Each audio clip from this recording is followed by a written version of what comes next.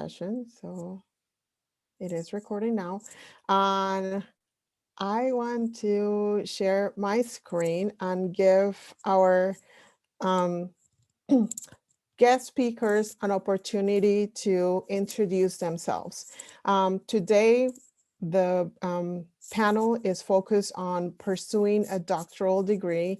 So we're gonna learn a little bit about each of these ladies' journeys as they have gone through their doctoral degree. And what was the experience like, or what the experience is like right now. So with that, I'm gonna start with Alexa. Alexa, will you introduce yourself? Hi, everyone. I'm Alexa Rodriguez, and thank you for having me here today. I'm really excited to be a part of this panel.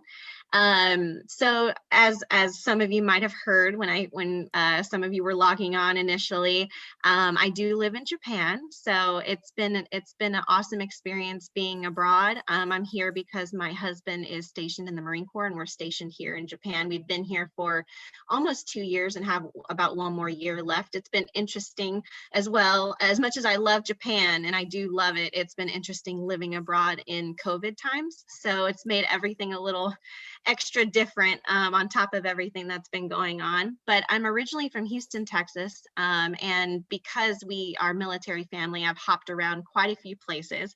So after Houston, Texas, and I got married, I moved to Florida. My husband and I moved to Florida, to Tampa, and that's where I wanted to pursue my education a little bit further. And I found the Master's of Instructional Design program in technology at the University of Tampa. My background is interesting because my undergrad I actually have my bachelor's degree in biology, and so it's kind of a sciencey background a little bit. But I knew after my undergraduate degree that I kind of wanted to veer off into the field of education. And when I found this program at the University of Tampa, it really intrigued me because I was like, oh, wow, well, this is kind of technical, kind of sciencey possibly, but incorporates also the element of education. And so it really just struck my fancy, and I, looked into it and to see what it was all about, spoke to an advisor, and immediately caught my interest, and I like signed up right then and there. And so I was really interested to learn about what instructional design was, and how it incorporated both elements of being, innovative, educational technology, as well as the educational aspect as well. So currently, so with moving all around, it's nice to have programs that you're able to find online these days, where everything, you can find pretty much anything online these days. And I wanted to go to a school. I'm pursuing my doctorate. That's why I'm here. I wanted to go to a school that was kind of dear to me. I was looking more so at Texas schools, just because I am from Texas, and I was like, what Texas schools? I would love to like pursue one of my doctorate degrees from a Texas school, but I also don't want to just settle, just because it's a Texas school. I wanted to find a program that encompassed everything that I wanted out of a doctorate degree, and that was leadership, education, innovation. So I feel like I stumbled across the perfect program at the perfect university for me that I felt was a good fit for me. And I go to Baylor University, and the name of my program is it's a doctorate of education in learning and organizational change. So in this program, and as I mentioned, it's a fully online program, but we do have it's a 3-year program, and once a year we have in-person immersion experiences. And I loved the aspect of having most of my coursework online, but then having the opportunity to meet my colleagues and meet, to cohort model, so able to meet my cohort in person. Now we've only been able to do, I'm already entering my third year of my program, and I've only been able to do one of those immersions in person, actually, because COVID hit since it hit last year, our second immersion got turned into being virtual, and then our third immersion this year, this year will probably end up being virtual as well. But originally it was intended for you to be able to meet your cohort, meet your professors, and I really love that aspect of it, not just being strictly online, but kind of a hybrid model where I was also able to, you know, fly in for a weekend and meet the people that I work with on an everyday basis, and get to know them, because people that I've met in my program are like some of my best friends now, even though we've only met one time in person ever.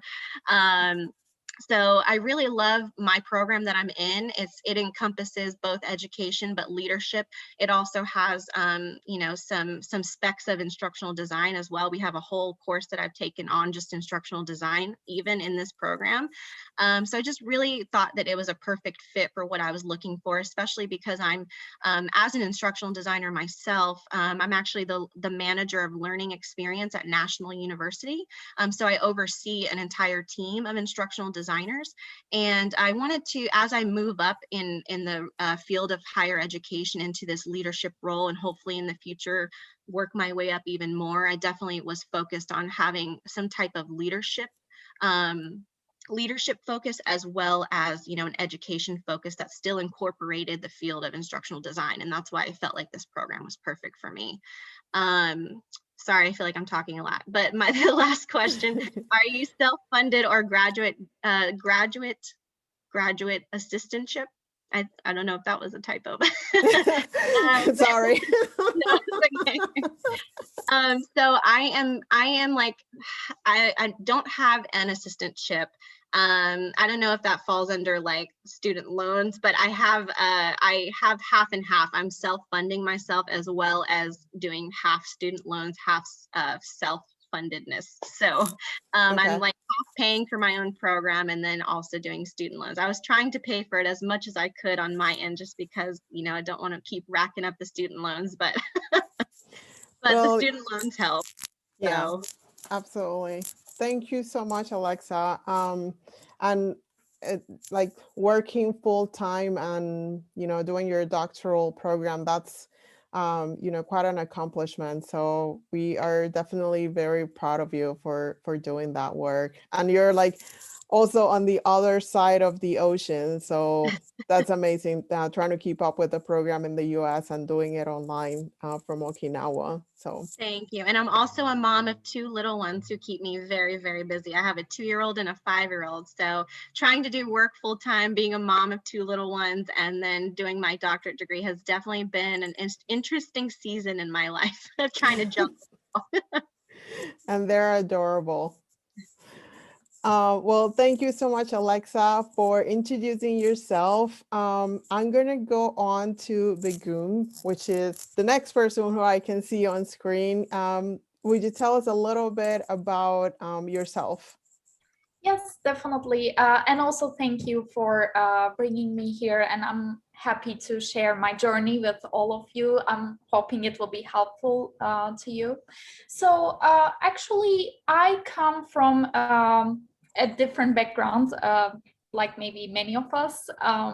So I studied linguistics during my bachelor's degree and also during my master's degree. So I was really thinking I would do something related to linguistics, but then I decided to pursue a degree actually in curriculum and instruction, which is kind of relevant to instructional technology but different, because you know, I knew the faculty in our school and they recommended the program, and I'm glad I started as a curriculum and instruction major, because I learned a lot of things like learning theories and, you know, Piaget's constructivism, like all kinds of theoretical classes. But then I was also taking some elective classes with the instructional technology department, and I just realized that I really like it. And also my advisor at the time was like, he was both working in that linguistics department and also in instructional technology department. So that's kind of how I got into the field. And I actually switched, majors, this is something which a lot of people don't know about me, but that's what my background is. And that's how I decided to pursue instructional technology after that. And one of the reasons instructional technology, and this is the name of our department, instructional technology, is good, that there are a lot of job opportunities when you graduate. And that was also another motivation factor for me, like comparing curriculum and instructional technology as departments, like definitely I had to choose the other one, kind of. And I liked also, exploring technology myself and using technology for instruction and education mostly. So that was another reason why I was into that. I actually had a graduate assistantship. So this was why I was so lucky, because in our school there are some units. So there was this curriculum and technology center, which is kind of like an instructional design office where we offer instructional design support and instructional technology support. So I worked there like almost throughout my doctoral program, except for a brief period when I did a teaching assistant job. But it really helped me practice some of the skills that I'm using today, like, helping subject matter experts, using the learning management system and getting familiar with the technology. So I was having this, theoretical knowledge during my classes, but also I had the chance to practice some of the things that I learned in that assistantship. So it was great. And I also had a lot of time because our program was kind of like hybrid. I mean, it's an in-person program, but we had a lot of hybrid classes where, we would watch some videos and do some activities, and then there would be no class that week. And then we would come to class for another week to discuss some of the things that we did asynchronously. So, from that point, I think it was like a very, very nice program, because it allowed me to work on other things like instructional design and work on my assistantship duties when I'm also studying. So yeah, that's kind of like a brief background of myself. Begum, can you mention the name of the program and the university? Oh, Sorry. yes. Yeah, I forgot that. So I studied at Ohio University. It's very close to Columbus, Ohio. It's in Athens, Ohio. And the name of it is Instructional Technology Program. Yeah. Thank you, Begum. I appreciate it. And now you are doing... Yes, so right now I'm working at Northwestern University. Actually, it's in Chicago, and I work as a learning engineer, which is a discussion topic of another webinar itself. But yeah, I'm pretty much doing similar things that I used to do back at Ohio University, like helping faculty, supporting them. And also I oversee some classroom technology support. So yeah, I'm working as a practitioner now. Okay, thank you so much, Begum. I appreciate it. Okay, so moving on to Yael. I see you next on my screen. So Yael, can you introduce yourself? Hi, everyone. My name is Yael Pruitt. I currently go to University of South Florida. So my program is in the curriculum and instruction, but I'm focusing on instructional technology. We're under the educational and psychological studies department. So it's very interesting and detailed in there as far as where the program is located. For me, it's been an interesting journey. I finished my coursework really quickly. So right now I'm kind of in limbo before quals kind of time frame. So I'm pretty sure we'll get a chance to talk about that a little bit more during today's conversation. My program is hybrid. So a lot of the classes, there's opportunities for it to be online or in person. It just depends on like the offerings, professors' availability, things like that. USF is a research-based institution, so a lot of our professors, like research comes a little bit like higher than the time spent in classrooms.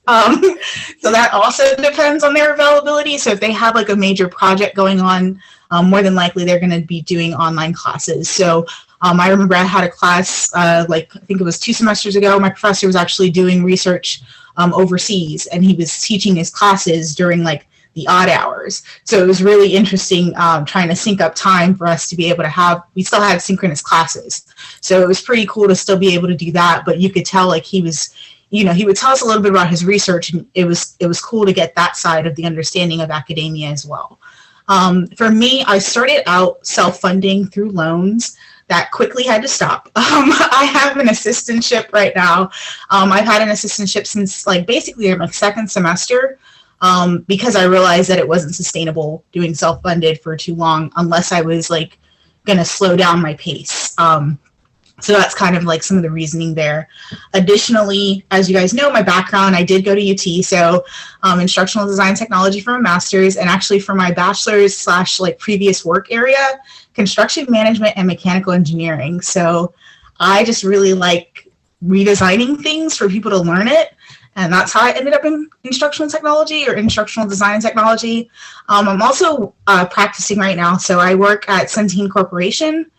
We recently just had like title changes, so it's now curriculum designer. I started as an instructional designer. So just like you learn the naming conventions that happen in the career world.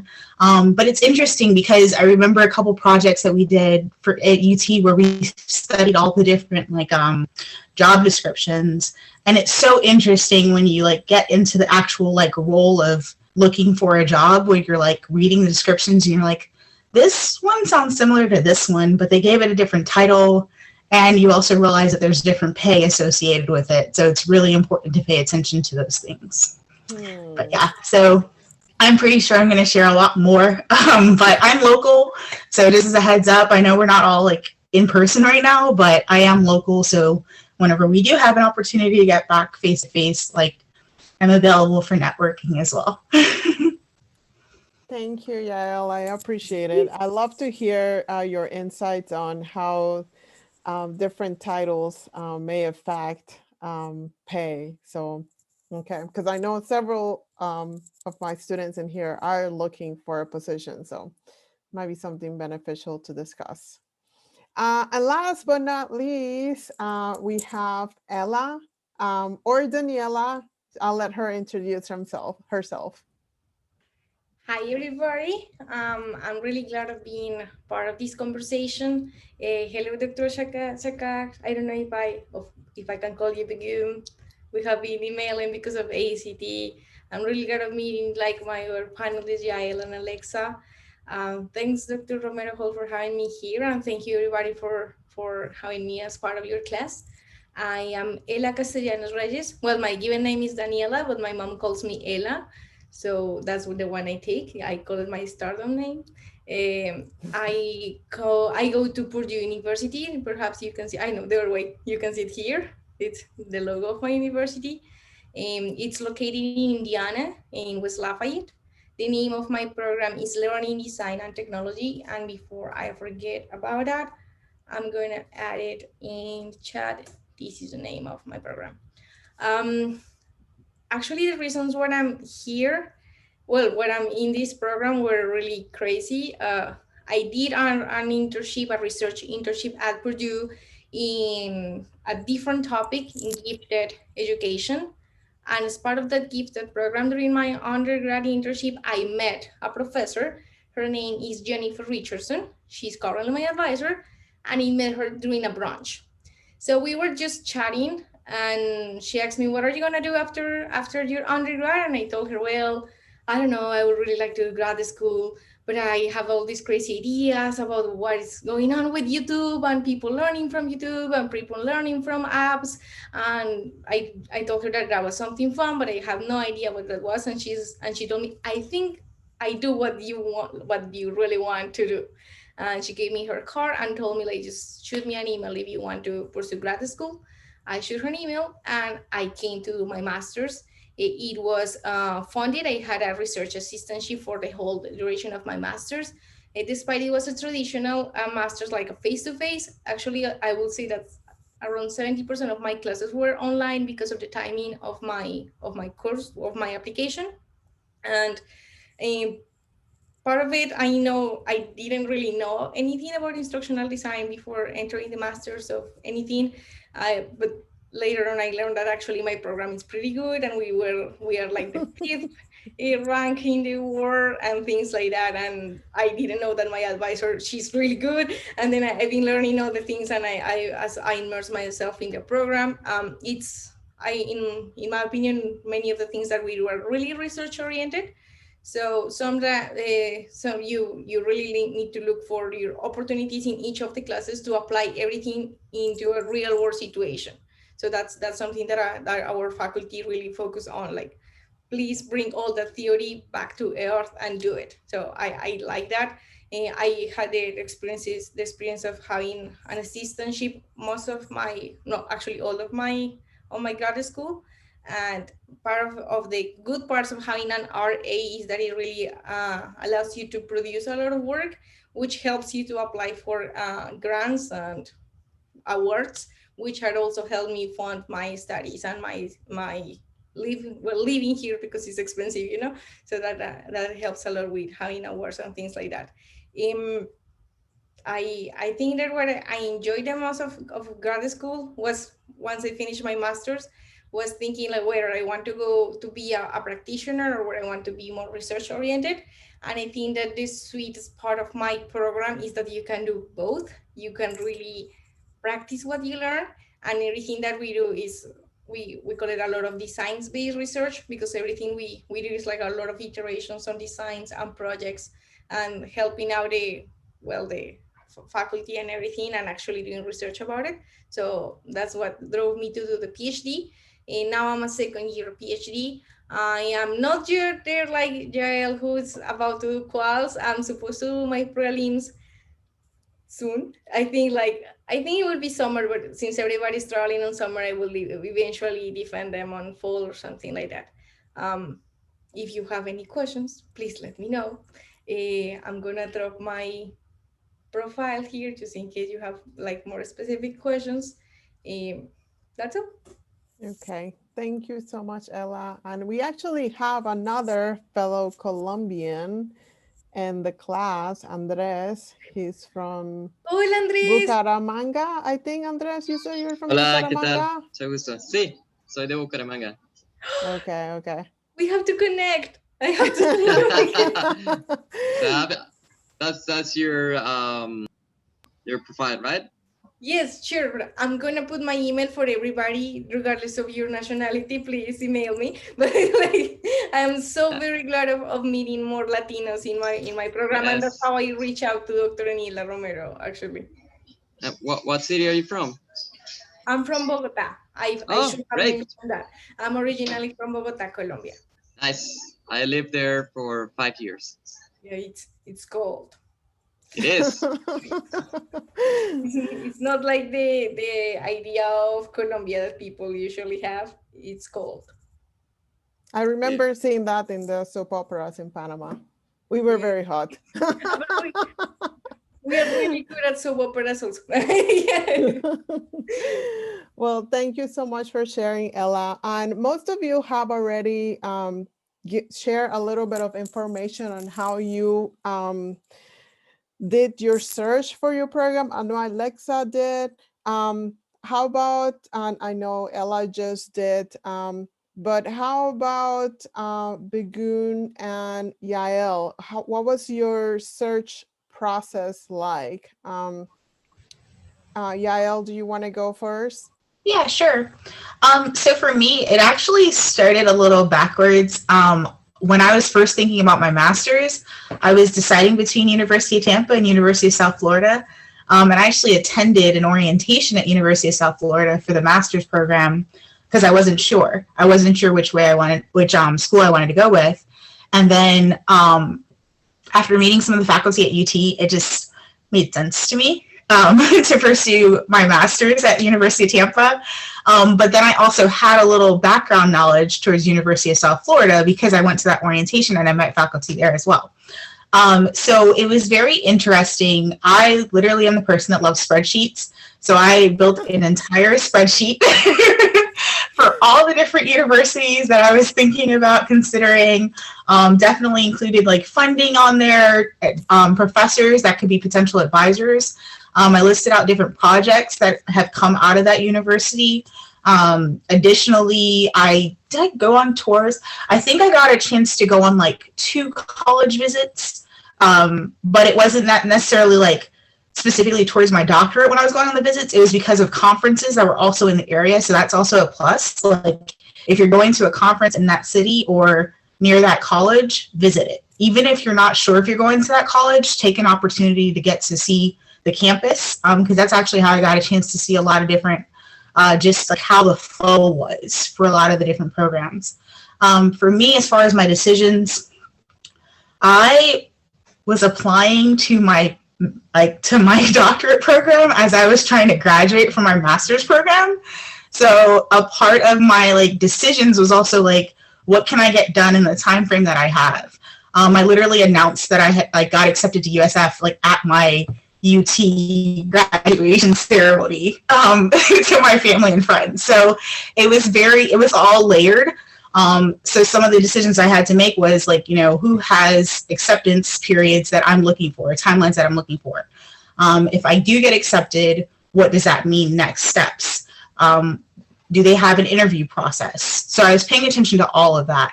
For me, when I did my interview, I already knew all the faculty in the room at USF because of the fact that I went to that orientation 2 years prior, and they remembered me. So that was a positive. And it was cool because it's like I haven't really like been at the school in 2 years, but she still remembered me. But that was also because I looked for networking opportunities with those professors. So I paid attention to what research they were already doing. We connected on titles, connected on different theories, things like that. For my specific program, I knew I wanted to continue instructional technology for my master's, just simply because I really enjoy it, and it gave me an opportunity to kind of dig deeper. For my program overall, it's roughly 4 to 5 years. It just depends on how quickly you finish up your coursework and how quickly you're able to do your research for your dissertation. Some people, they take a little bit longer, naturally. But as far as getting it done shorter, really not an opportunity, simply because of like timelines and deadlines, like university imposed. So there's a deadline. The quickest one that I can remember right now is like, you can't like provide a proposal, like a dissertation proposal in the same semester that you actually defend your overall dissertation. So that's already a timeline that's pre-built that's going to like keep you in a certain like time frame within the program.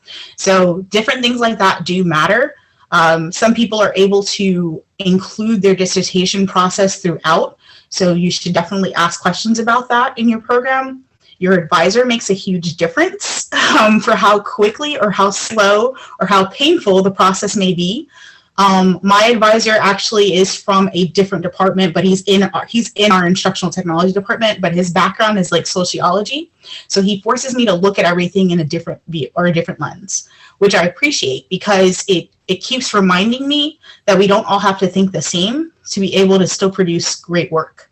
And so he reminds me to pay attention to different lenses and really look at what's available and how it's working. So my program search also included looking at my possible advisors within the program.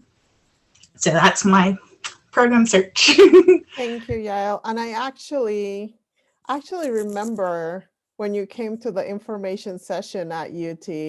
I remember, Yael, I was at we used to do this open houses on the 9th floor of Vaughn Center. And I was in the table waiting for anybody to come talk to me about the program. And I remember Yael approaching me and asking me questions about the program. That was so, oh my God, that was so long ago. And I'm happy I came up to talk to you, FYI. Awesome.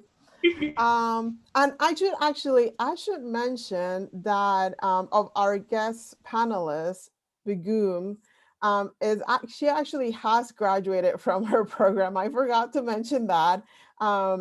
So she is actually a PhD, and I apologize for not mentioning that. Oh, that's So Begum, can you describe how you ended in at Ohio? Can you tell us a little bit about your search? right. So actually, I did my master's and PhD in the same university, so it was a little bit different for me. But there were definitely some things that I considered before I applied to different PhD programs. Across the country. So actually, like some of the things, like do they require a GRE exam, was a big thing for me, because just like Yael, I was also finishing my master's and at the same time applying for PhD programs. When I was applying, when I was looking for a program, and then having a GRE or having a high GRE score was kind of like hard for some universities, because they wouldn't accept it based on the GRE score. So Ohio University in that sense was kind of like laid back, because they weren't looking at the GRE score only, but they were taking into account like what you did in the past, your background, and then other things as well. So that's something I considered. And then definitely like Ohio University was a cheaper option compared to some other universities. So if you think about those kind of things during your application process, that might also be helpful. And then there are also the assistantship opportunities. So Ohio University in that sense was like one of its kind. Like at the time, I don't know right now what they are doing, but at the time, like almost all my friends had assistantships. So it was simply a matter of just paying for the health insurance, and then you also had a nice stipend. So that was a very convenient thing. And plus, I also gained that job experience. Even though it was like an assistantship, I was happy that I got that experience so that I could use it in my future career. So all these considerations really made me apply for Ohio University for my doctoral program as well. And then when it comes to choosing an advisor, I think it's very important that you choose an advisor that you will get along well with. And in that sense, I was very lucky, because my advisor, he also comes from a linguistics background, and he's now doing instructional technology, so very similar backgrounds in that sense. But then also I know that like people want to do certain things, and then if their advisors or if the committee don't conduct that kind of research, then there might be a mismatch between what the students want to do and then what the school does. So that could be very important when choosing a school or an advisor or even committee members. So yeah, like I think that was my experience. Thank you, Begum. And actually, that is like a very important point that you have both made, that role of your advisor. I know that here in the graduate program, like my role as advisor is a little bit different, because I'm just telling you like, hey, here are the courses that you can take, or here is like a job that you can apply, or qualifications that you could have as a practitioner. But in a doctoral program, your advisor is almost like your mom or dad, and they will only allow you to do so much if they want to. Like one of the things that I faced when I was in my doctoral program is like, what can I publish? What can I not publish? And even some intricacies as to like who you can collaborate with in a paper, or who do you cannot collaborate in a paper. It's just, your advisor very like should be your best friend, your godfather, the godfather of your kids or something. You need to have a really good relationship with them. They have a lot of control. So anyways, anything else that you would like to add, Alexa, to this question about your program search, or you feel pretty that you have described? Yeah, sure. For me, a lot of considerations because I'm military affiliated and we move so often. A big consideration for me was that it needed to be online. I couldn't, physically attend a university. So along with others, the affordability, the fact that it's online, that was kind of a necessity for me just because I do move around so often and don't ever know where I'm going to be sometimes from year to year. So that was really important to me. As far as the process goes, I kind of mentioned, how I stumbled across my program and what I was looking for, leadership that also encompassed instructional design and innovation and organizational change, and being that change agent as I move up kind of in the ranks in the higher education realm. But as far as I wanted to kind of mention, as going through the process of whenever I found my doctoral program and kind of what that looked like. And I had to go through several rounds of interviews. I had to go through, I think, 3 different rounds of interviews. So just keeping that in mind, as well as, if there's a GRE, how many rounds of interviews are you going to have to write an essay? Are you going to have, just keeping that stuff in mind too, as you prepare for whatever program that you're going to apply to. My program did not require a GRE. So that was also something I was looking at as well, because I'm just like, I don't want to take our GRE. I mean, I will if I That's have very to. common.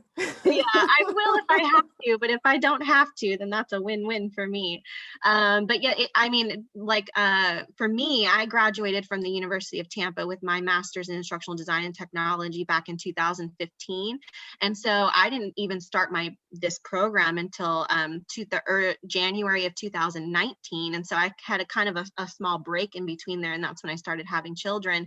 So I was like, I don't want to take a GRE. It's been so long since I've been in school. So that was kind of a factor for me, honestly. And I loved that this program didn't require it, and they were more so focused on your intentions and what you were wanting to get out of the program, and kind of speaking to you personally in your interview, and kind of being more personalized rather than what your test score is.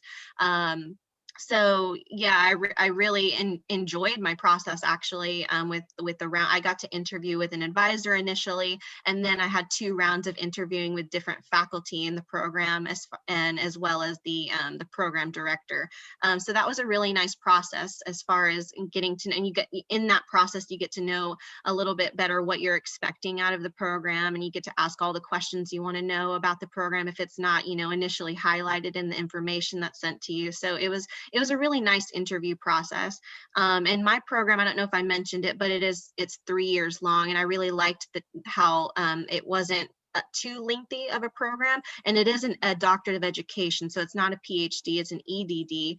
So it's more kind of applicational, I feel like, as far as the educational doctorate of education goes. And it is a 3-year program, so I liked that it wasn't too lengthy as well. So that was another thing that I had considered, because I was like, I want to, get going and get it done. So yeah, so That's that was awesome. another consideration for me. So Wonderful. And we have come a long ways when it comes to like online programs, because I know that online programs, when I started teaching at UT, I would have conversations with the students, and they like online programs had a bad rep back mhm. then, but now, of course, everything is online, and if you're not online, you are kind of like behind, so you Yeah. better start getting online. So that's really nice that you were able to find a program that is online, and you can do it, from anywhere, from Kyoto if you want to. Mhm. So that's really, really nice. Thank you, Alexa. Um, so what about Ella? Ella, do you want to share anything additional? I know that you mentioned that a lot of your decision to pursue the doctoral program at Purdue was through meeting Dr. Richardson. Were there other considerations? Mm, I have to be a after learning a lot about how other people's path is towards grad school. I learned that I was quite blessed by the Lord, because I didn't apply to any other school. I Mm-hmm. just thought, hey, this sounds as a good thing to do with my life, and it worked out. But then I've been learning a lot how like you could apply to certain places and be rejected in all of them and things like that. So now I say like, well, this was the best decision obviously ever. But during my master's, towards the end, I did have the conversation with Dr. Richardson whether I wanted to go to another place or things like that. And we sort of thought about our institutions. But then I sit down and said like, well, I think the relationship I have with my advisor is unique.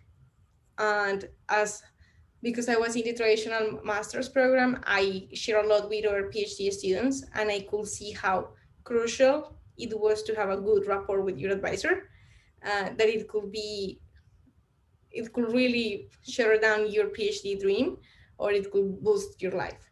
And I said, well, I think I got here. That's really important. It's a really good match for me. And also I was engaged. So I'm like, I think I shouldn't leave West Lafayette or anything. So I stayed. That was another reason. That just kind of settled it. Yeah, it's like, okay. Thank you, Ella. Do you want to lead on our next question? What kind of courses do you take in your program? Sure. That's really being in a master's level, everything is set up for you. You do have a couple of like maybe 2 or 3 electives that you can choose on your own, but many of them start with like introduction to instructional design. Then we do have a sequence of courses that are more applied, like starting from build your own module to evaluate modules that are all towards building your own portfolio as an instructional designer.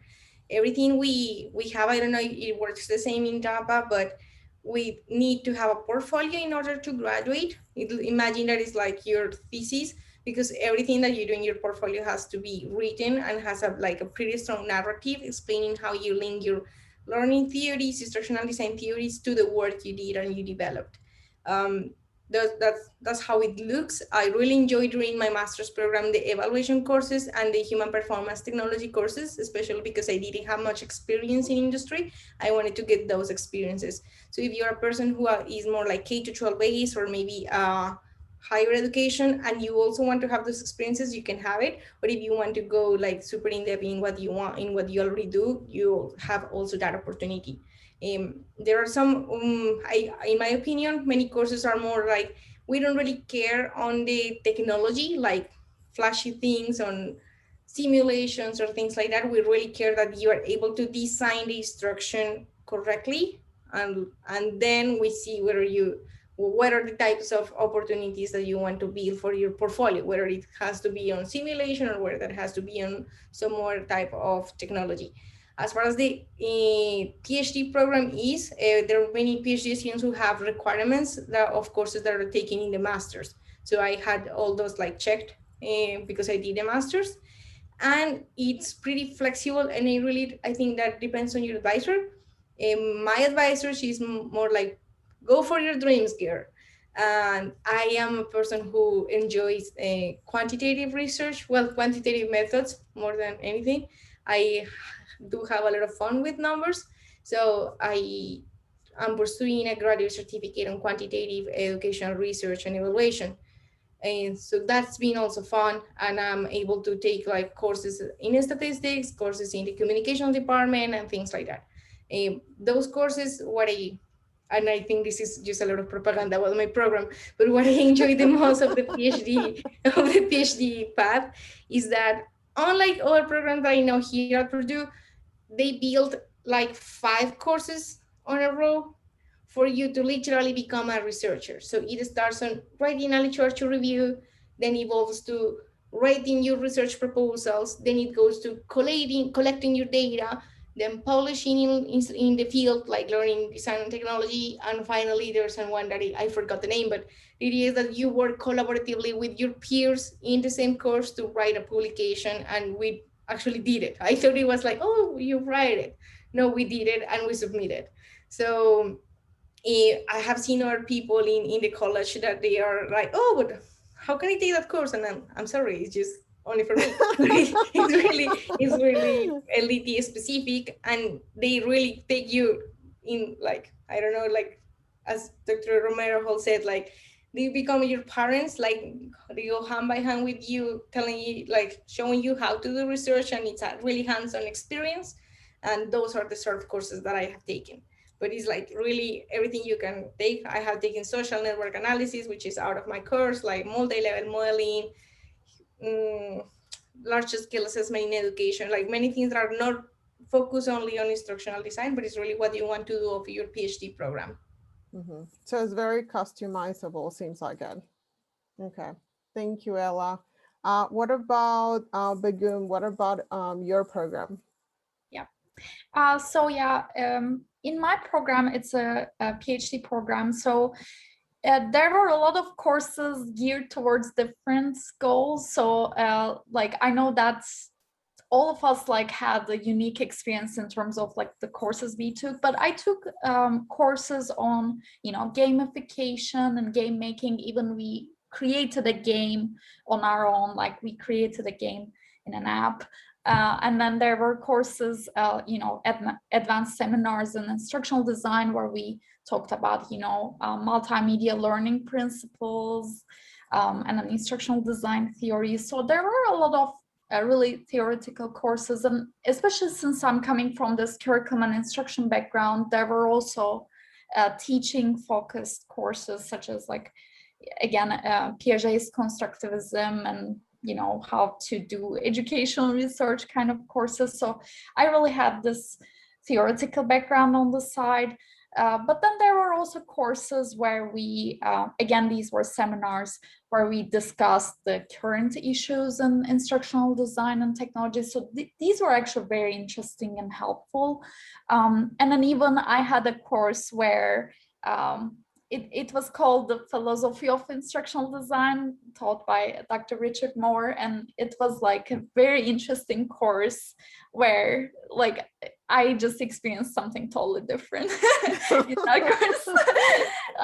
We went very deep thinking about, you know, what's technology itself and things like that. But one thing that I was kind of upset about, like, now I'm thinking about the program, we didn't have like a portfolio or anything, or we didn't talk a lot about, you know, the e-learning software or things that I'm using a lot right now, like practical skills such as, you know, video editing software and things like that. And I wish kind of I had that experience when I was in my doctoral program, but I still had this theoretical and, you know, intellectual information from the program, and I was able to build it on the side. Like I was able to still create a portfolio and learn about instructional design, practice, because we had some friends who were at the time working as full-time instructional designers and things like that. So it really depends on what a doctoral or master's level student wants to go, really, like when it comes to courses. And there are a wide variety of courses, but I think it's important, again, to know what you want to do in the future, and then you could actually take the courses that you might need in the future. Thank you, Begum. And I love Dr. Moore. I actually served with him in research in the research and theory division of AACT, and yeah, he was one of the mentors for me at that time. So oh wow, yeah, he is amazing. Like I learned a lot from him, but he is known as a, you know, a kind of serious mentor. oh really? Yeah, That's like the impression I had of him. I mean, what I mean is he really pays attention to details, and then his students, like, I know because he wasn't my advisor, but like Yeah. he was sending a lot of edits, like editing, because he's so perfectionist, and that's one thing that makes him an exceptional instructor as well. Absolutely. So, great.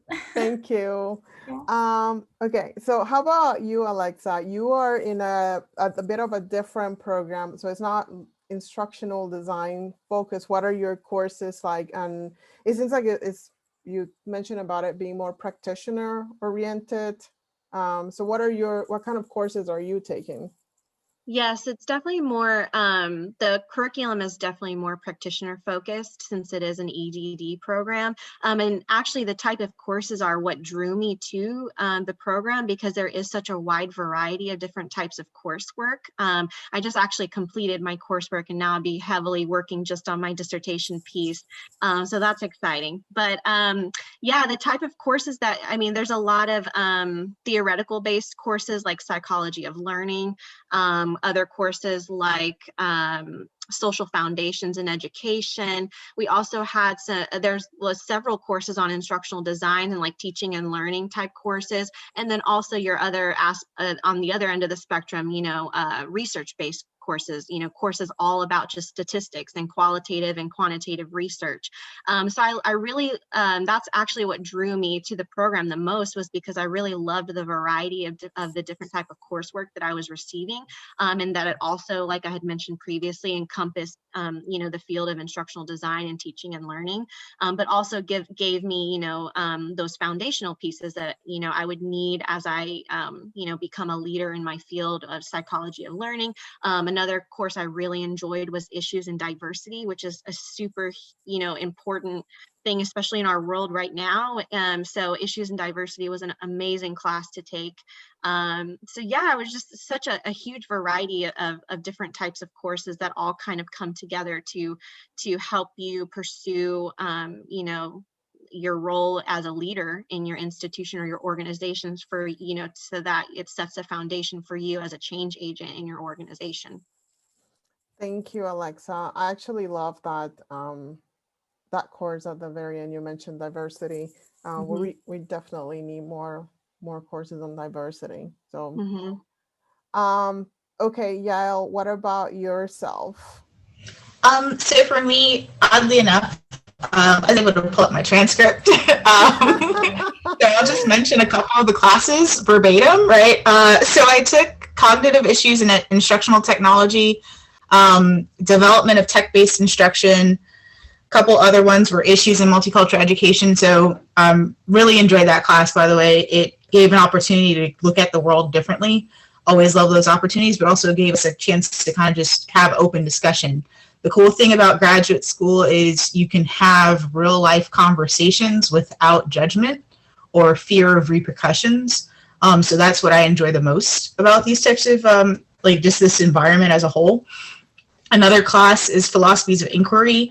Also, at some point, I basically just started taking classes that were going to support my research. So my research assistantship, as well as the dissertation that I'm choosing to pursue. So I just started paying attention to not only like the required classes, but also what was being offered that people weren't necessarily thinking about, like software testing. So I did an entire class for that. We actually got a chance to learn how to like create the bugs, but also how to like report them correctly to get them fixed, which was very important because for my research project, we had to create an app. And every time we ran into an issue or a bug, I had to report it to get my like the engineering side to fix it. So that was kind of supportive there. Additionally, some other classes, of course, stats were always a great opportunity to remind yourself of like how to look at the data. And then probably one of my most recent ones, I really got back into data analytics. So I started back at classes like for big data and learning analytics. So that was towards the tail end of my coursework. Mm-hmm. Mm-hmm. And learning analytics is huge today. So I sometimes mention it to the students, like they may not know that you know, in Blackboard, instructors can set up their system to like gather all this data, Yes. like how long did you view this video? Mm-hmm. Did you click on this? Did you click on that? And all of that is learning analytics, and it used to inform design processes. There's also some privacy issues and concerns with learning analytics, but yeah, so that's how it is. Mm-hmm. So before I go into my last question, I haven't asked the class if they have any questions. So I want to stop here and ask, does anyone have any questions? Has anyone been encouraged to pursue their doctoral degree? And I know I have students in the class that are in their first semester, and then I have students that are in their very last semester. So any burning questions for the panelists, even if it's just for your overall information? I do have one. So like the stats classes and whatnot, like I haven't taken a lot of math classes in my path. When you're, looking at statistics classes, that's the first thing I start thinking about. Is like, oh crap, maybe I need to get like some more math under my belt. Is that, I mean, that's just an assumption. So can you guys kind of speak to that? Go ahead, So Ella. okay, Ella. Oh, sorry, go ahead, Ella. And then we go to Sorry, Alexa. yeah. Then you go. Especially because I want to know more about your data analytics class. So in my case, my background is in English language teaching. So I have no clue about statistics, like no. I just like numbers.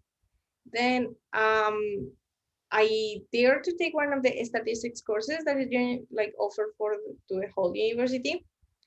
It did require a lot of time. In my first semester, it did require an investment of time. It's not that it's difficult and undoable. It does require focused time, and it's not something that I recommend to like last minute. No.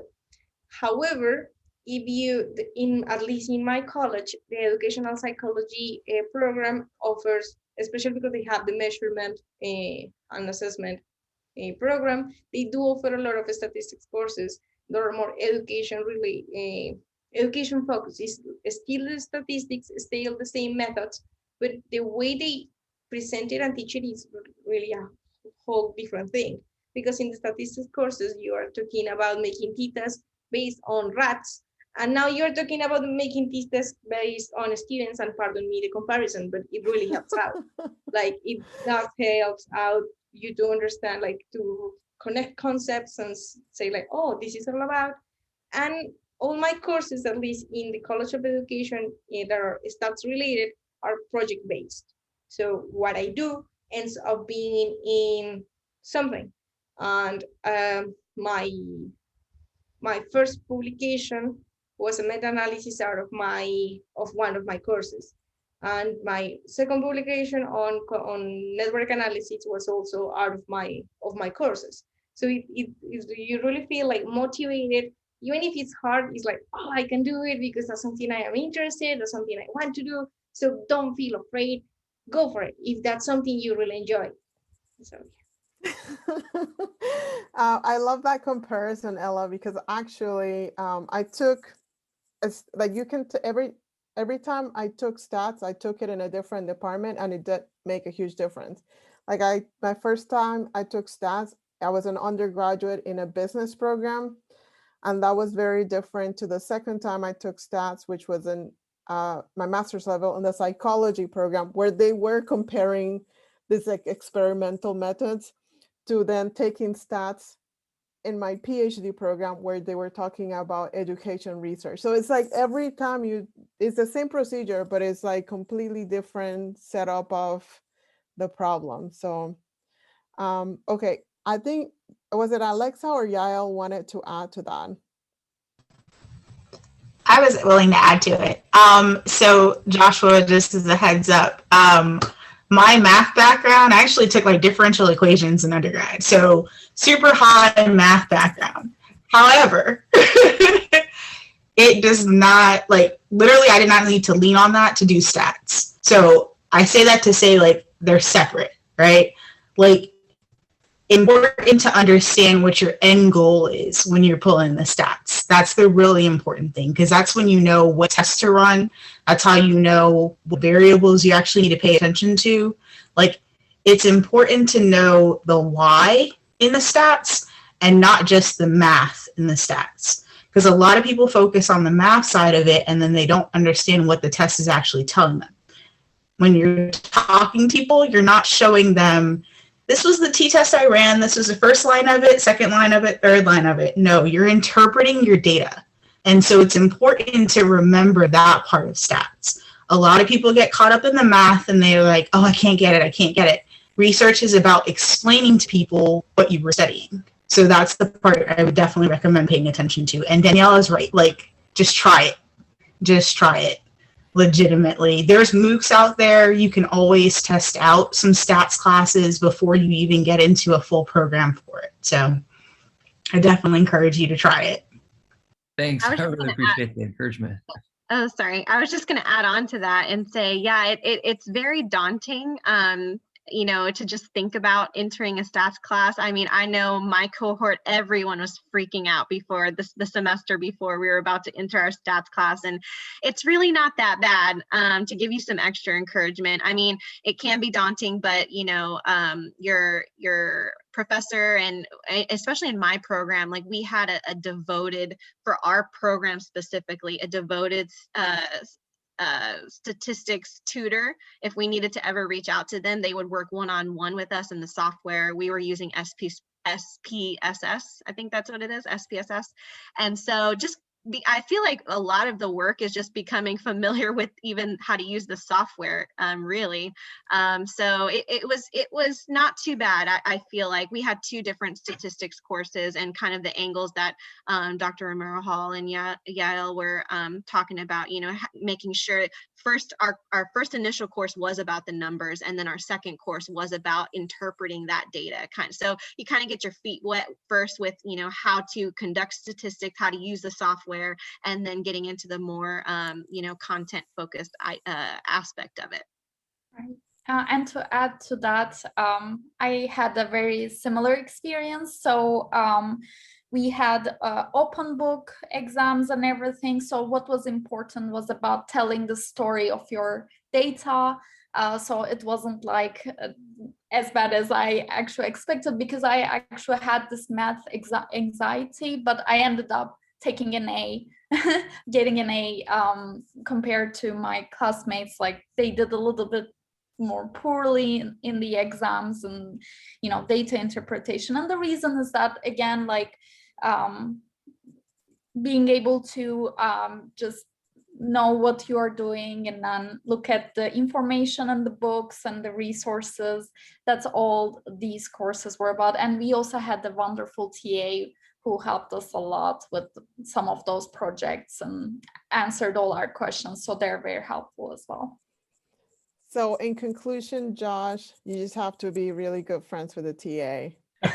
Absolutely. No, I'm really glad I asked though, because I was like, well, do I gotta like go back and like relearn things? Like, what do I gotta do here? So thank you so much. Any other question? Anyone thinking maybe this could be a possibility? So go ahead, Yeah. Emily. So my first question is, how many courses would you take at one time as a full-time student? I can answer that for my program. So we take 2 courses per semester, and that's a 15-week long semester. And so we take 2 courses. And I don't know if I meant, I think I've briefly, like here and there, mentioned it, but my program is a cohort model. So whenever you enter that program, you're with those same people the whole 3 years, unless you decide to take a leave of absence or anything like that. So yeah, so my program, it's 2 courses per semester. Okay, thank you, Alexa.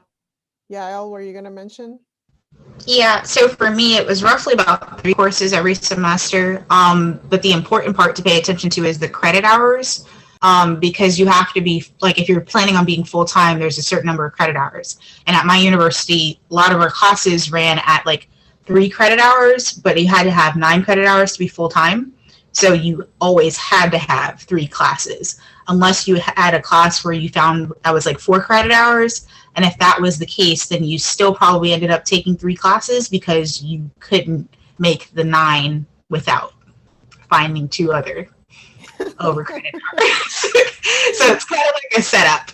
But that's why I say make sure you pay attention to those credit hours versus like how many classes that you'll be taking.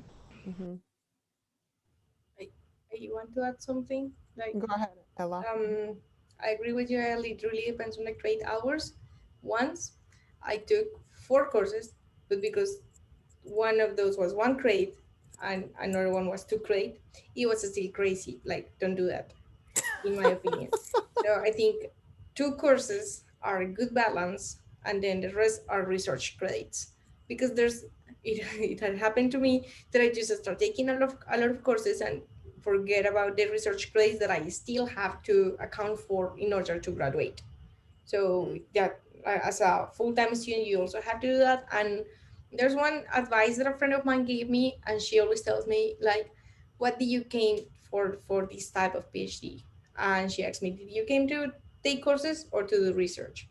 So focus on what it's more like a priority for you, and that had helped me to stop taking 3 or more courses. It's just like do what I have to do and focus on the writing and the other things that are also relevant for my career.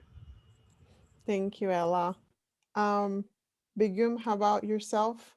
So mine was very similar. We had, if I remember correctly, 12 credit hours requirement for per semester. But another important thing was that if I didn't meet the criteria for credit hours, I would lose my assistantship. So that's also something to pay attention to. So some assistantships require being a full-time student. So that becomes tough in the first few years of the program, but then after that, since you have research classes most of the time, shouldn't be much of a problem.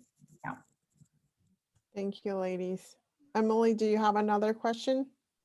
I do, and thank you for your responses.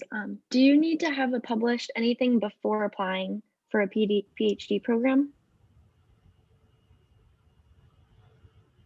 I can go. Okay, go ahead, Ella. There are two versions of the story. The one that I wanted to hear was no. Eh, and no, like many people that write with no 0 publications, but the ones who get the fellowships and the assistantships first are the ones who already published. So have something in mind. And that's something I learned. I was super scared of, oh, the publishing idea and it has to be great. No, it has to be published. So you demonstrate that you're a person who can sit down, write, and finish, and go through the like all the publication process that is really daunting and it really drains your soul, but you can do it. Like to some extent, like you say, like I am resilient. I will go over like through this path of hell. No, I'm sorry. I'm just kidding. But then the thing is like do it. So if there's something you have from a class or from a project and you want to put it out, put it out. Just do it. It doesn't even have to be research oriented. It could be a column. It could be something narrative. And actually, discussing with a friend, he told me he had things published, but those are his novels, his personal novels, because he's also a writer and a filmmaker, which that's a lot in my opinion. But like you see, it doesn't have to be research. It just have to be writing and out. So if you have something, do it. Just publish it. Thank you, Ella. So I had a similar experience going from my master's to my doctoral program. I didn't have to have anything published. I just simply apply, and wherever I got accepted, I got accepted. And I think one of the things that I do want to mention is that sometimes something may happen. You may get rejected from a doctoral program. It does happen, and it's okay. I don't know if I mentioned it to this class, but when I graduated from my master's, I actually applied to 3 PhD programs. My number one choice was Concordia University in Montreal. I'm a Canadian citizen and I wanted to move back to Canada. And I wanted to live in Montreal.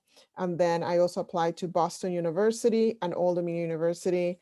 And I did not get accepted to Concordia University in Montreal, which kind of like crushed me. But then I went on to Old Dominion and they fully funded me. So that was nice. And then I ended up meeting my husband. So, you know, I could have gone to Concordia and met some Quebecois and God knows where I would be now. So there you go. Any other questions? The perks. It was definitely meant to be indie. Yeah, I have a question. Thank you all for being here. It's really awesome to hear about this. It's my first semester in the master's program, so I was just kind of curious, what was your motivation to continue your education rather than just stopping at your master's? That's a great question. And we were going to go there. So thank you, Elisa, for taking us there.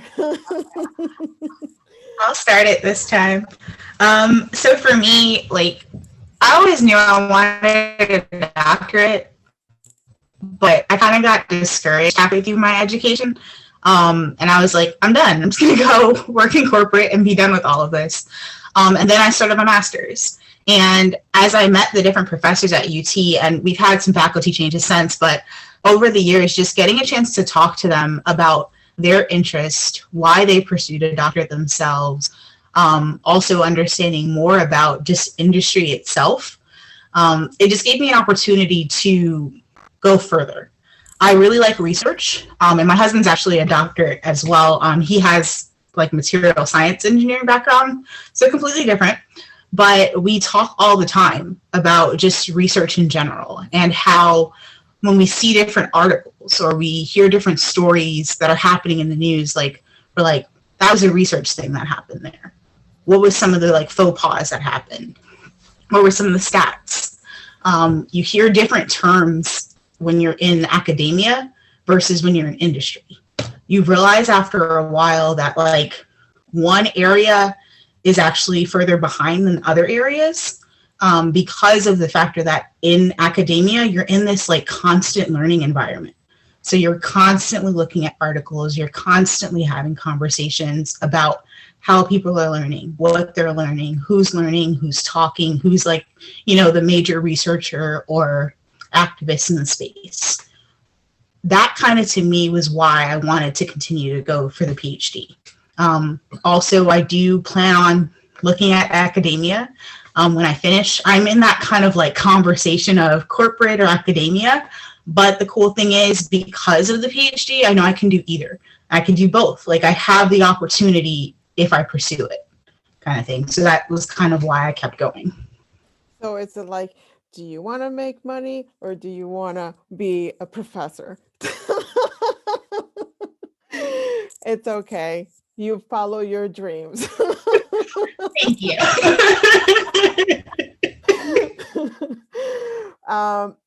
It's sort of like you become like a professional student, and you also become a lifelong learner. I think that's one of those things that I really enjoy about it. It's like being a lifelong learner. I get to be around all of you all the time, and you all teach me so much. So, but I want to pass on the question to one of our other panelists, because that's why they're here, to give their perspective.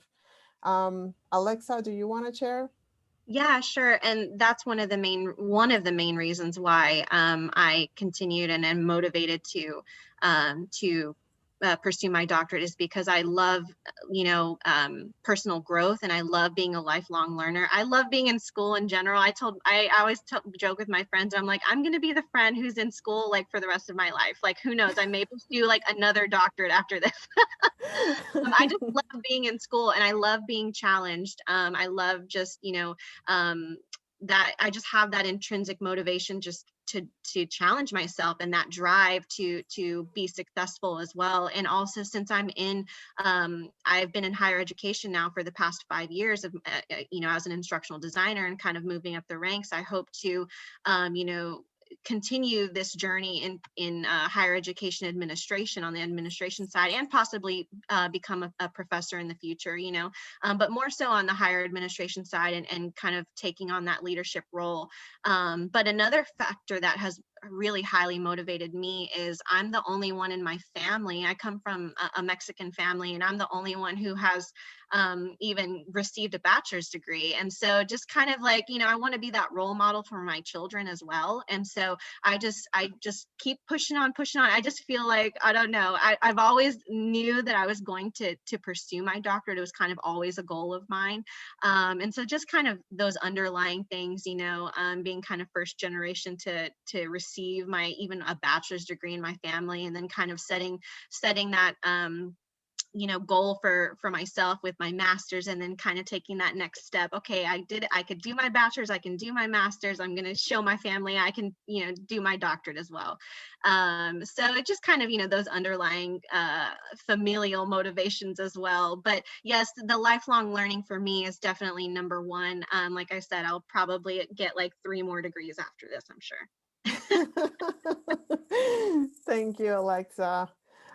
Begun, what about you? What encouraged you to pursue this doctorate? You can finish up, especially instructional design, you can finish up and have a very, I call it a profitable career, I guess you can say. Right. Actually, yeah, I want to talk a little bit about my role right now, because right now I'm a practitioner. So I mean, I'm still working at a university, but it's a little bit more different than academia. And what I really miss the most is the lifelong learning piece of it, just like all of us kind of mentioned. And it kind of feels dry to me right now, because all we do is pretty much, help faculty with their requests, and then, work on learning management system. And there's still a lot of professional development opportunities, and our school really emphasizes that. But I think academia is a little bit more different in terms of, how you delve deep into learning, and you read the articles, books, and you are around these like-minded people. So people discuss intellectual topics with each other. So that is kind of the environment I miss the most. And that's why on the side, I'm actually carrying out some academic projects, even though I'm working as a practitioner. And even my supervisor the other day, he was considering doing an ED&D, because of he just wants to get into this community of people who are more interested in learning more and improving themselves. So that's another world, and that kind of always stays with you. And if you're a kind of person who is interested in learning all the time, or just having those kind of conversations, I think academia is definitely right for you. And this makes me realize I kind of miss academia now. Second PhD. Yeah. Thank you, Begum. Ella, what about yourself? Well, it all started once upon a time. No, actually, when I was quite young, I literally look up at PhDs or people with a PhD in their names as like superstars. Like, you dream to be a pop singer. I wanted to do that. I didn't really know what that meant at the time. I had no clue. So when I met the first PhD, I asked, like, what is it about? How does it work? And for me, she was the coolest person on earth. She doesn't do anything on education. Actually, her work is more on like political upheavals in the UK, which is really weird, but it was fun. And I said, oh, that's something I want to do. That's really something I want to do. I want to work. And honestly, when Dr. Richardson talked to me about the opportunity and that where I was interested, I actually told her I wanted a PhD. And she told me, hold your horses, girl. You need first the master's, at least at Purdue, before you go into a PhD. So I said, like, okay, I do it. But I really wanted to be in the PhD. So when I started my PhD, I was trying to get into the mindset of what all my PhD friends do, I do the same. Sometimes that's not a good idea, because they, like, you are also learning and we don't know what we are doing. But that was the whole thing. Like, I really wanted to do that. That was like my idea. Hopefully it works out. Okay, well, thank you for sharing that, Ella. So we have like talked up the PhD so much, but of course, not everything is wonderful, and there are some drawbacks to it. What would you say are some of the drawbacks that you experience in being a PhD?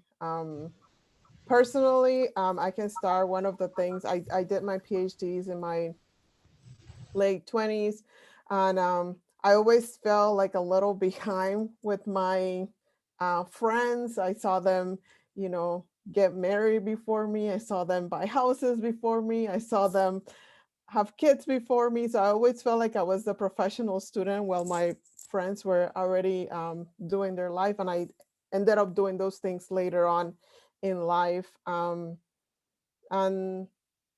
there was definitely some challenges along the way. Like we talked about, you have to have a really good advisor. If you have a clash with your advisor, you're stuck with that person for like 5 years, almost like you're married. So, and you may not always see eye to eye all the time. So, but overall, what would you say are some of the challenges that you experience as a doctoral student? If who would like to start? I'll start because I actually was just having this conversation with my husband the other day. I'm actually thinking about taking the summer off. So I had the issue where, like Bagoon was saying earlier, where like you have to have a certain amount of credit hours if you have an assistantship, and you have to stay with them. And literally, like we're at a point where we were at a point in our research where like I couldn't really leave the project, but I needed a break and I couldn't. And that is definitely a frustrating moment because you realize that you don't have as much control as you think you should as an adult. So that was probably one of the frustrating, because it was like, if I make the decision to walk away, what does that mean when I'm ready to back, kind of thing. So that was a very long conversation, but now we're at a better place with the research project. Our grant is running to an end. So me taking a break this summer is actually a possibility. So that's one part about it. For me also, just continuously like realizing that you have to write, read, and still like present and still keep moving forward the whole time. It can be very daunting. It can be tiring, especially when you first start, because you realize quickly that you need a break. But it's just how it works. Like literally my first semester, I was like, I need a break. Like this is not a, but then you make those friends, you make cohort, like you build your own cohort if you don't have one going into it. Like you make those connections, and it's like you build a support system.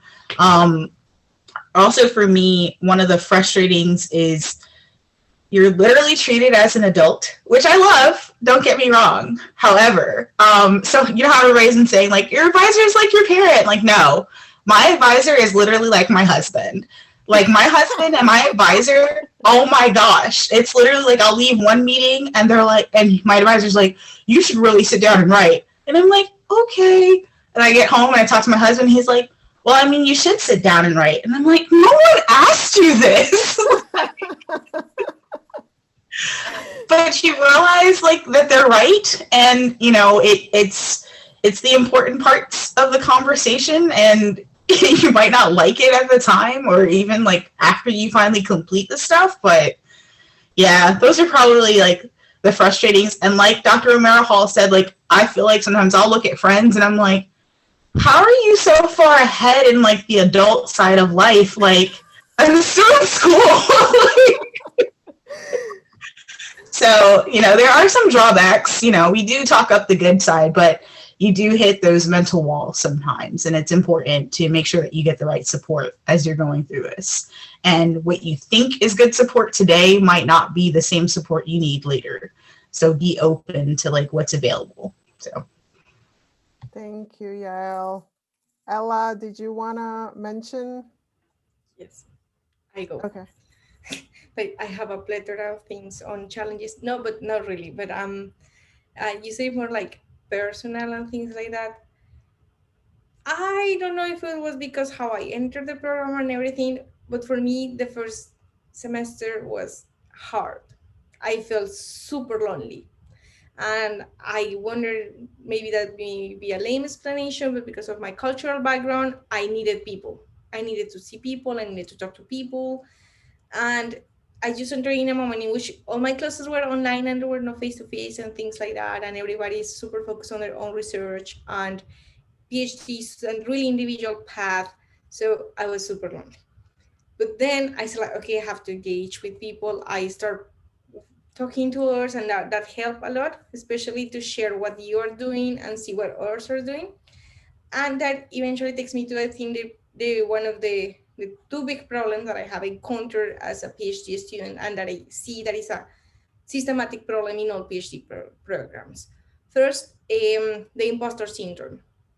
So you think you are not worth, you think your work is not good enough, you think ex-friend who you love, obviously, but it's still your peer is doing X, Y, and Z more things than you, and they are not complaining. So why you are crying every night and not being successful?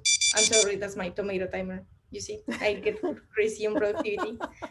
But the thing is, like, that comparing yourself with others and the productivity of others is not fun. It's really not fun. So always remember that you have your own path and that you have your own goals, but be quite honest. What are your goals? You want to be in industry? Focus on industry and don't compare yourself based on publications, because that's not what you want to do. If you want to do in the academic side, focus on publications and don't compare on why you don't know how to make a simulation or why you don't know how to develop this or app, because that's not what you want to do. So it's just do not compare yourself. So I think the imposter syndrome will be the first systematic issue that I see in all PhD students and in myself. And second, lack of people that I can relate with. Fortunately, I have a really good connection with my advisor. She's awesome, as I have mentioned it many times.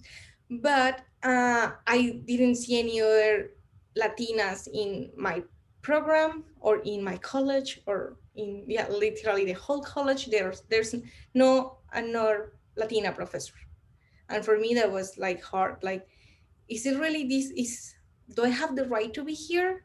Is it, am I only like a number in the statistics to say that like you met your diversity criteria accepting this student, or do I actually have the potential to be here? So I start looking out for people. I met Dr. Anila Romero-Hall, and I'm like, yes, we can make it, we can do it. I met Dr. Uribe Flores in Boys State University, and I just recently found another professor who is from Ecuador, and that really helped me out. Dr. Uribe Flores is from Colombia, is from Bucaramanga, Andres, so perhaps you can connect with her. Dr. Tres Palacios, he's a fellow Colombian. It was important for me to find more Latinos. So maybe the thing you do is not about your cultural background, but it's more like you want you want to see more females, or you want to relate more with African Americans. The thing is, like, we belong here, and we need to break this ivory tower in which we have been denied, and also the ceiling glass, because they're like, maybe in education we do see more women, but for instance in my, I don't know, Jael, in your experience, but in like learning analytics side, there are not many women, in my opinion. So I'm like trying to get there, and just like know that you might make your path, and that those have been like the most difficult parts of PhD. And yeah, that's all. Thank you, Ella. Those are very, very good points. So I appreciate you sharing those with us. It can be very challenging. And I feel like the imposter syndrome, we experience that in higher education where we enter school, but sometimes we even experience that in life. Why is this person doing this and I'm not doing that? But like you said, we just have to follow our own path. So thank you for sharing that. Alexa, what about yourself? Yeah, there's several things that I wanted to mention on my end. Imposter syndrome is definitely something I experienced my first semester going into my doctorate program. I was like questioning my worth. Like, I was like, do I belong here? You know, I just felt so out of place initially because I mean, I'm not very old. I just turned 30 this past year. And so honestly, I was one of the younger people in the program, honestly. And it had been, there's, you know, people are probably more so, I would say on average, like in their late 30s, early 40s, probably.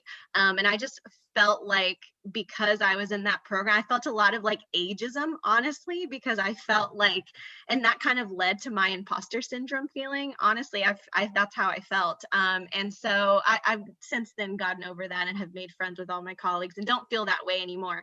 But I did question, like, should I be here? Like, I just feel so out of place. You know, it took me a little while to feel comfortable, even in my program. But what I wanted to mention as well was, I kind of like took a step back also my first semester, and I was like, what did I just do to myself? Because I just had just had a baby the year before. And so, you know, my 2-year-old, who is almost 3, I had just had her in 2018. And then I started my program in 2019. I'm like, you're crazy, Alexa, you're crazy. What are you doing? Why are you starting a doctorate program with like a 1-year-old and a 3-year-old baby? So it was definitely hard, and has been. I'm not going to ever sugarcoat my journey and my doctorate program. It has been a constant battle of, you know, figuring out life and work and school and what that balance is 100% for me, just because I feel like I find myself staying up till 3 a.m. I'm going to be honest, like a lot of nights, because I have to have that evening time with my family and my kids and make sure they're fed and their routines, and school has to wait until they're to bed, you know? So for me, it's been a constant juggle. And because of that, I have taken a semester off before, because I needed the mental break. I needed it. It was just becoming too much. And so and that was a semester after I had written my literature review. I was like, oh, literature review done, break.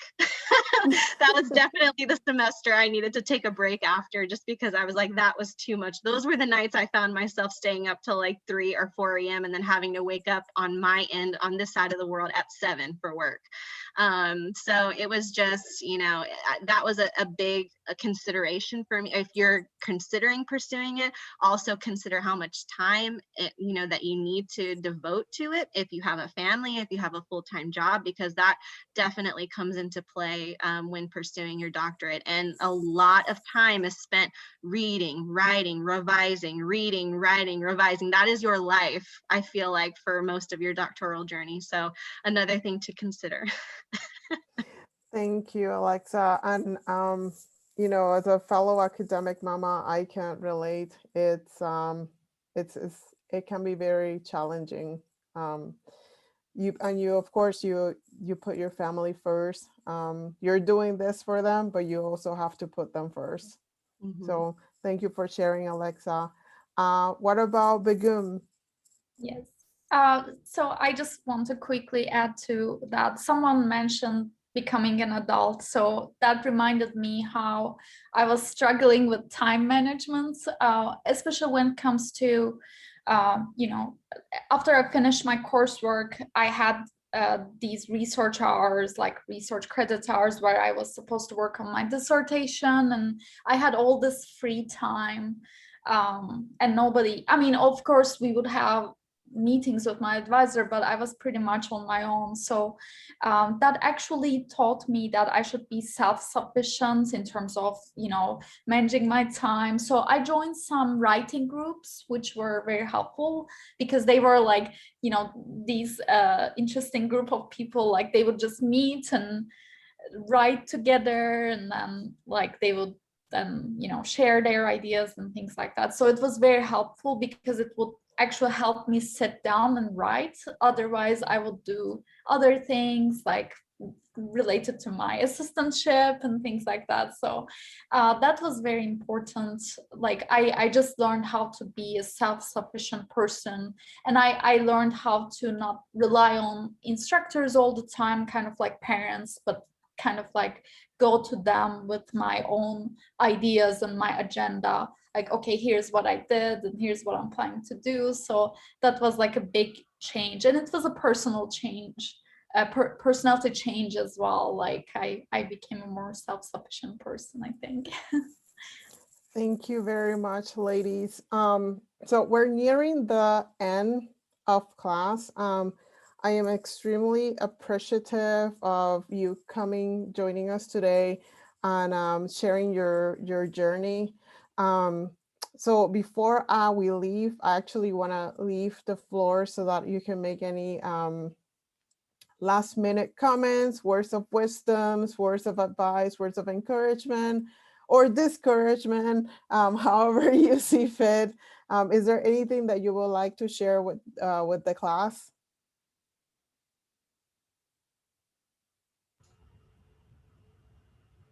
I like to add words of encouragement. Mhm. No, I think maybe more words of honesty. Like I've been reading lately a lot about the PhD journey and whether it's worth taking it. I I think like if you don't think it of it as a vocation, it may be a burden in your life. It takes a great deal of mental health. It's a toll on you and your family and your financial situation also, because we are graduate students, we don't make a lot of money for like 6 years. So that's something also to consider. If you really are somebody who, at least in the field of education, who prefers to go for the big bucks, which is awesome because we all need money to survive. I think I wouldn't do a PhD. I think there are other ways to get more experience and also make money. If it's more of a vocation, go for it. Go for it. We do need more uh, research done, and enjoy it. Like, but don't see it as I wouldn't see it as a nice thing to add on my CV, because it's a lot of work. Thank you, Ella. Very honest, truly. Um, any other words? Any last minute words or last words, I should say? I'll Yael? say I definitely echo Ella. It's you have to know that you want this. Your why may change, as you move forward because you're gonna learn new things, but do understand like you still have to know like, do I want this? And you're gonna question that often. Like I've questioned it, I think every semester at this point, and different things are gonna trigger as to why you question it. But do you understand like the more you do it, the easier it becomes because you start to learn and you realize like, hey, I need help on this before it gets bad. Probably a word of encouragement. Do a program that you actually want to pursue. Make sure that you're able to do research in areas that you're interested in. And it's okay if you take some time before you actually move into your doctoral program. It's okay, even if like they say like, hey, you're accepted, you can start tomorrow. You can always pause and pursue the career side for a bit and then come back to it, or pursue life, however that looks for you, before you go into the program. So, but Thank yeah. you, Yael. Alexa? Oh no, I was just echoing that. That's exactly what I did. I ended my master's degree in 2015 at UT, and then I took a long break. I took almost about 4 year break before I decided to dive back in, and I was terrified because I was like, I've been out of school for so long. How is this going to go? But once I got back in the groove into it, it was fine. But yeah, I mean, basically what everyone's already said, make sure you're choosing a program that you think is best fit for you, whether it's an online program, a hybrid program, in person, whatever you feel like would help you on your journey. Because every single person's journey is completely different, and your path is completely different. So make sure you're choosing what program is you think would work best for you and your life and your situation and your circumstances, because that's really important, because that's going to carry through the whole next 3 to 6 years of your life. Thank you, Alexa. I appreciate it. Begum? I agree with all these statements, and back to Yael's, comment. I think it's very important to try out the field first before doing a doctoral degree, especially for younger professionals, because sometimes it might not lead to a doctoral degree and sometimes it might. So that's one takeaway I think might be helpful to think about. Well, thank you very much, ladies. I truly, truly appreciate you coming to the classroom and talking about your doctoral journey and your experiences, the good things, the bad things, the ugly things. And I do this session every semester. I try to, because you never know where life will take you next. I remember when I was in my master's program, like the students are today, I was in my very last semester, and I decided, like, I'm gonna pursue my doctoral degree. I'm gonna do this. I want to teach others how to be instructional designers. That was my passion. That was my call.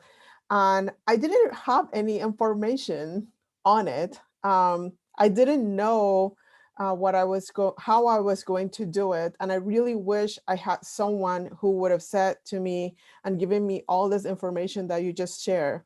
And I had a bad experience. I had a faculty member tell me that if I wanted to be a PhD and a faculty member, that I should forget about getting married and I would not have a family.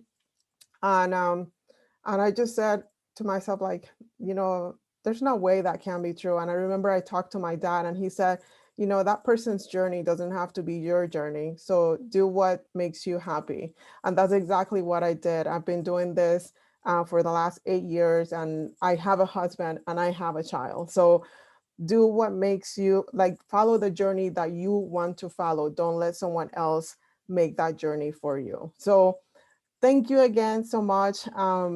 And I recorded this session. I will be sharing the recording with the class so that they can watch it again if they want to watch it, and just share with our instructional design student as well. So thank you, ladies.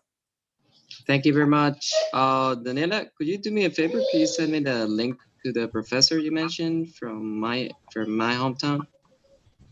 She's gonna send it to you, Andres, for sure. Thank you very Thank much. you so much. Thanks, Have a good night. everyone. Thanks. Have a great night. Andres, can I have your email so I can send it? Oh, Yes. can you share the email in the chat, Andres? Thank you. Have a good night. Thank you, Alexa, Thank for joining us from Thank you so Japan. much. Of course. Have a good evening. I'm just starting my day. Bye. Bye. Bye. Bye, Indy. Bye-bye. Oh, there it's in the chat, Ella. One sec, I'm about to copy it and I leave you. I have it now. Thank you. Have a good night. Thank you so Bye-bye. much.